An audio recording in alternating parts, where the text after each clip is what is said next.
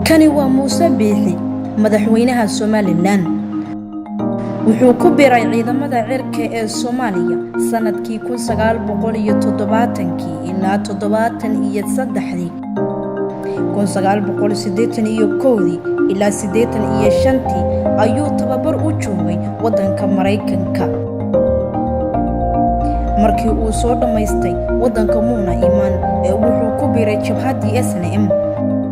1993 wuxuu ka mid noqday saraakiishii dawladii ugu horeysay ee Somaliland yeelato isagoo noqday wasiirkii arrimaha gudaha waana qofkii sababay dagaalkii sokeeye oo ay dad badan ku dhinteen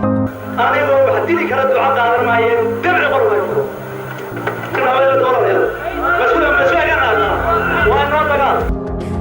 November 2015 ayaa gudoomiyaha xisbiga kulmiye loo doortay kadib dhibaato iyo qasbad oo uu sameeyay waxaa sidoo kale loo doortay musharaxa xisbiga waana halka magaca Muuse Shaani ka yimid waxana lagu eedeeyay oo wasiirka daaqliga madaxweynaha isla raacay oo sheegnay in la yiri waxa la qarxay rag madaxnimo doonaya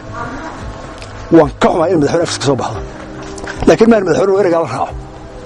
gudoomiyaha xisbiga loo nisbeynaya shan madaxweynuhu koran maayo ku nisbeynaya haddaba maanta oo uu yahay madaxweynaha Somaliland muxuu sameeyay aniga waxa la igu xuntaa qofkii wada soo dhaafay hadaraabkii wada saharay waxa yiraahdaa waa digtay toronikii juqiraaba afku jabinaya madaxweyne xal ma ah ee bulshada sidan ka daa waxa la diray saraakiil waxa la xirxiray ubad xaqooda ka maqnaa oo u doodayay warmasaakiinta dayacan waxay u baahiin daryeel waxbarasho madaxda Somaliland waxa ku codsan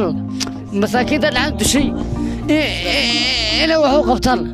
waxaa jeelasha Hargeysa ku jira hooyooyin ubadkoodii magafa haysto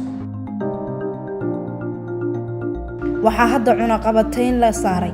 oo horeyna iskaga saarneed gobolka Sanaag oo dhan haddaba xaaladda Somaliland waxay maraysaa rag cadaalad waayay sida cawsha kale yaa